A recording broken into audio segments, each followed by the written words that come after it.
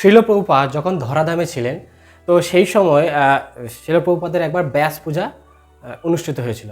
তো সেই সময় মধুদূষ প্রভু খুব রিসেন্টলি উনি জয়েন করেছেন ইস্কনের আন্ডারে। সেই সময় সিনিয়র বলতে ওই মন্দিরের সিনিয়র বলতে সেই সময় ছিলেন কীর্তানন্দ স্বামী মহারাজ।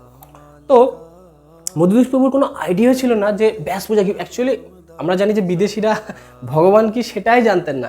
তো সেইখানে গিয়ে প্রভুপাদ শিখিয়েছিলেন নিজের হাতে বিদেশিদেরকে কীভাবে পূজা অর্চনা করতে হয়, কি ভগবান কি সেটা করতে হয়, ভগবান কীভাবে আরাধনা করতে হয়, ইনফ্যাক্ট কীভাবে পোশাক আশাক করতে হয়, কীভাবে তিলক করতে হয়, সমস্ত কিছু অ্যাজ আ পারফেক্ট গুরু শ্রীল প্রভুপাদ সমস্ত কিছু তিনি নিজে আচার করেছেন এবং পরবর্তীকালে তিনি সেটা নিজে শিখিয়েছেন। তো সেই সময় শ্রীল প্রভুপাদের ব্যাস পূজা পড়েছে।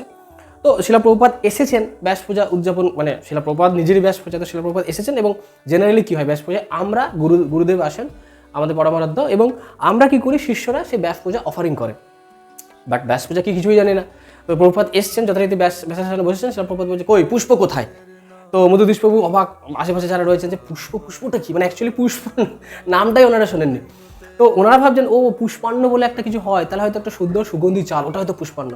তো মধুদূষ প্রভু সাথে ছুটে গেছেন পুষ্পান্ন তৈরি করতে, মানে তো চাল টাল ভিজিয়ে, ওটা তো অনেক লেট হয়ে গেছে। শ্রীল প্রভুপাদ বলছে কী ব্যাপার, তোমরা কী করছো, আমাকে ডেকে নিয়ে এসছো, না পুষ্প নেই, না কোনো রকম শ্রদ্ধাঞ্জলির কোনো ব্যাপার নেই, তোমরা কি, এটা তো যথারীতি অপমান। তো শ্রীল প্রভুপাদ খুব কঠোরভাবে ওনাদেরকে ভৎসনা করলো, তোমাদেরকে অ্যাটলিস্ট জানতে হবে না যে কালকে ব্যাস পূজা হচ্ছে, কী কী করতে হয়, না জানলে আমার কাছে জেনে নাও যে কী কী করতে হয়। এইভাবে শ্রীল প্রভুপাদ কিন্তু খুব ভৎসনা করলেন। এটা এক প্রকার গুরুদেবকে অপমান করা বোঝায়। এবং সেখানে অনেক সমাগম ছিল, এবং যেখানে যথারীতি শ্রীল প্রভুপাদ খুব ভর্ৎসনা করে উনি চলে গেলেন। এবং কীর্তানন্দ প্রভুকেও বললেন যে তুমি তো জানো, তো তোমার তন্ত্র তো সবাইকে শেখানো উচিত। তো শ্রীল প্রভুপাদ খুব ক্রুদ্ধ অবস্থায় শ্রীল প্রভুপাদ ব্যাসাসন ছেড়ে চলে গেলেন। সবার মন খুব খারাপ, কীর্তানন্দ প্রভু কাঁদছেন কী হবে না হবে। তো পরের দিন সেই দিনই সন্ধ্যাবেলায় শ্রীল প্রভুপাদ সকলকে ডাকলেন যে তোমরা এসো। তো শ্রীল প্রভুপাদ যদিও তিনি সকালে কঠোর ছিলেন, কিন্তু তিনি সন্ধ্যাবেলায় তার সুর একদম নরম হয়ে গেল এবং তিনি বললেন যে অ্যাকচুয়ালি ব্যাস পূজা কীভাবে অনুষ্ঠিত হয় আমি তোমাদেরকে আজকে শেখাবো। তোমাদের প্রথমে পুষ্প মানে ফুল, সেই ফুল নিয়ে আসতে হয়। সেই ফুল নিয়ে এসে তোমরা গুরুদেবকে 3 বার দেখিয়ে গুরুদেবকে 3 বার প্রণাম মন্ত্র উচ্চারণ করতে হয়। একটা শ্রদ্ধাঞ্জলি লিখে নিয়ে আসতে হয়, গুরুদেবের প্রতি শ্রদ্ধাঞ্জলি নিবেদন করতে হয়।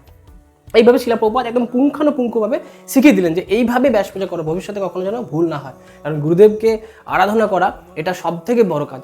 তো সেই সময় এইভাবে শিখিয়ে দিলেন। তো তার মানে শ্রীল প্রভুপাদ মধুদূষ প্রভু বলছিলেন যে সকালবেলা আমাদের যা কিছু মন খারাপ ছিল, মানে আমরা এক প্রকার এটা আমাদের সাথে যদি এরকম ঘটনা ঘটে কতটা খারাপ লাগবে না, কিন্তু সন্ধ্যাবেলা শ্রীল প্রভুপাদ সমস্ত কিছু মানে ভুলিয়ে দিলেন এত ওনার ভালোবাসা দিয়ে, ওনার শেখানোর স্টাইল দিয়ে। শ্রীল প্রভুপাদ নিজে সবসময় আচার করে অপরকে শেখাতেন। একবার শ্রীল প্রভুপাদের পরমারাধ্য গুরুদেবের ব্যাস পূজা ছিলেন, আমরা জানি ভক্তি সিদ্ধান্ত সরস্বতী ঠাকুর, তো ওনার ব্যাস পূজা ছিলেন। তো শ্রীল প্রভুপাদ বললেন তোমার কৃষ্ণ গোস্বামী মহারাজকে কালকে দুপুরবেলায়, মানে এটা এইভাবে বললেন কালকে আমরা আমার গুরুদেবের ব্যাস পূজা উদযাপন করবো দুপুরবেলায়। তোমার কৃষ্ণ গোস্বামী মহারাজ সামা উনি চাইছিলেন যে সন্ধ্যাবেলায় হোক, কারণ সন্ধ্যাবেলায় জনসমাগম বেশি হয়, লোকের আনন্দগান বেশি হয়। কিন্তু শ্রীল প্রভুপাদ বললেন না, সকালেই ব্যাস পূজা উদযাপন হবে। তো শ্রীল প্রভুপাদ যথারীতি পরের দিনে সকালে এলেন ব্যাস পূজা গুরুদেবের নিয়ে এবং বললেন কী ব্যাপার, কোনো রেডি নেই কেন, কোনো ইয়ে নেই কেন, তোমার কৃষ্ণ গোস্বামী হচ্ছে গেছে যে কী হবে। তো প্রভুপাদ ব্যাসাসনে বসে উনি ওনার গুরুদেবের নিকট প্রবচন দিতে শুরু করলেন, মানে গুরুদেবের সম্পর্কে। তো শ্রীল প্রভুপাদ দেখলেন তোমার কৃষ্ণ গোস্বামী দেখে বললেন যে শোনো, দেখিয়ে এসো প্রসাদ, বা এতজন মানে প্রায় 70-80 জন এরকম এসেছিল, 70 জনের মতো এসেছিল অ্যাপ্রক্স। তো এই যে এতজন এসছে সবার জন্য প্রসাদের অ্যারেঞ্জমেন্ট কী হচ্ছে দেখো, কতদূর রেডি হয়েছে আমাকে বলো, তারপর সেই মতো আমি প্রবচন দেবো। তোমার কৃষ্ণ গোস্বামী ছুটে গেলেন, ছুটে গিয়ে দেখলেন যে প্রসাদ রেডি তো মানে দূরের কথা কোনো চাপেই নেই, মানে কোনো অ্যারেঞ্জমেন্টই নেই। তো তোমার কৃষ্ণ গোস্বামী ভয়ে ভয়ে এলেন এবং প্রভুপাদকে বললেন প্রভুপাদ প্রসাদের কোনো রেডিই নেই। প্রভুপাদ চুপ, মানে জেনারেলি প্রভুপাদ ভাবছে সব কিছু রেডি হচ্ছে, ভোগ লাগছে, ভোগ রান্না হচ্ছে, এরপর ভোগ লাগানো হবে, আমি সেরকম প্রবচন দিয়ে বেরিয়ে যাবো। প্রভুপাদ যখন শুনলেন কোনো রেডি নেই, এত যে 70 জন মানে ভক্ত এসছেন, তো প্রভুপাদ একদম সাইলেন্ট, প্রভুপাদ একটা কথাও বললেন না, উনি চুপচাপ উঠে গেলেন, সোজা উঠে রান্নাঘরে গেলেন, রান্নাঘরে গিয়ে বললেন তোমরা সবাই এটা করো, এটা কাটো, সব কিছু নিজে অ্যারেঞ্জমেন্ট করলেন, কাটাকাটি শেখালেন, নিজের হাতে রন্ধন করলেন। এবং এটা বলা হয় যে 1 ঘন্টার মধ্যে শ্রীল প্রভুপাদ 70 জন ভক্তের প্রসাদ বানিয়েছিলেন 12 রকমের আইটেম। এবং এটা এক প্রকার মানে শুনতে অবিশ্বাস্য লাগলেও এটাও সত্যি যে 1 ঘন্টার মধ্যে শ্রীল প্রভুপাদ 12 রকমের আইটেম বানিয়েছিলেন 70 জনের জন্য। শ্রীল প্রভুপাদ উনি পারতেন, উনি অনেক কিছু পারতেন যেটা আমরা আমাদের কাছে অসম্ভব বলে মনে হয়।